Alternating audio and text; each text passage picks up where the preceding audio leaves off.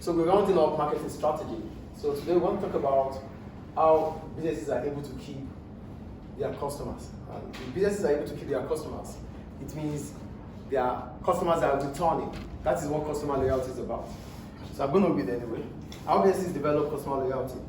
A business may be successful if it's able to persuade customers to keep returning. So it means they keep coming back to buy your products, they keep coming back to buy your service. So if they keep coming back, it means they are not going to your competitors.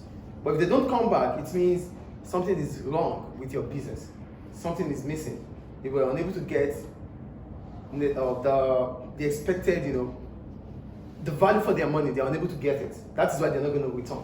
So what are those things a business should do to encourage returning of the customers? So I wrote, a business will be successful if it's able to persuade customers to keep returning. As this means they won't be buying from competitors. Because you're not the only one selling, you have your competitors. And those are the people that would take your customers if you lag, if you're not doing the right thing. So how can a business achieve this? How can a business achieve customer loyalty? That is where we're going. The first thing a business could do is communication. A business must communicate. And what is communication itself? The encoding and decoding of information. Communication is what? Encoding and decoding of information. So that means information is being passed. And it is effective because it has to be effective. So it's not just passing the information, it's about getting it done. So you're passing the information to customers, ensure that you get the feedback from those customers. The feedback is them returning to buy from you. So what are those things you need to keep customers abreast of? One, about a new product, about a new service, changes in your products, changes in your service. Let them be aware of it. Inform them, advertise, send emails, send SMS to your customers. This will enable them to understand that you still have them in mind. Then they will get emotionally attached with you. Do you understand the first point about communication? Yeah. Do you understand, please? Yes. Please sit down properly. Thank you. So communication, like I said earlier, it's about encoding and decoding information. I passed the information, that is encoding. You understood the information, that is decoding. So this is what communication is about. So always inform your customers about a new product, about a new service, changes in your products, developments that occur. This will allow them to stay with you as a business. The second point, customer service. Give them that quality service. If you are able to give your customers quality service, they will always come back to buy. And what are those quality service? Let's ensure that they meet their expectation. They enjoy the value for their money. So if they are able to enjoy the value for their money, it means you've given them that kind of service they really wanted. So it means whatever money they've spent on the consumption of that product or service, it is satisfiable. They get satisfaction from it. That is the second point. The third one, customer incentive. Let them have that motive to always come and buy with you. To come and buy from you. Reward them.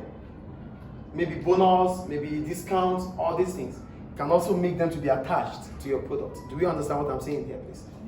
Do we understand customer incentive or not? Yes. Incentive is about rewards, reason to make them to come back to buy from you. Then let them have any reason to come back instead of going to your competitors. The fourth one, personalization.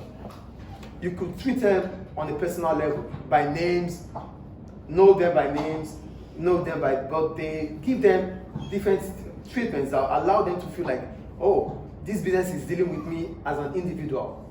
That is the point there. So when you give them this personalized service, it makes them to feel they cannot get these services outside the business.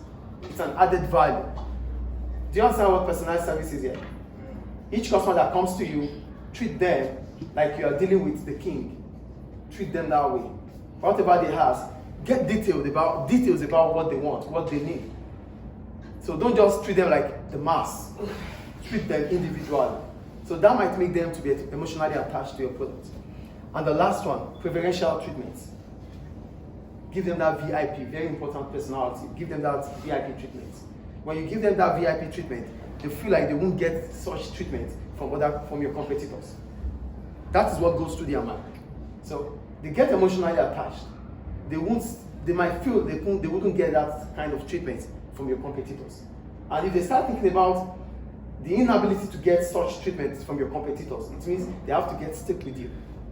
Do we understand customer loyalty here?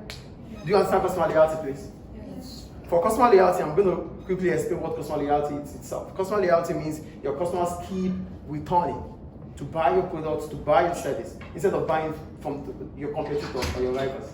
Is it clear? Yes. Any question? Thank you.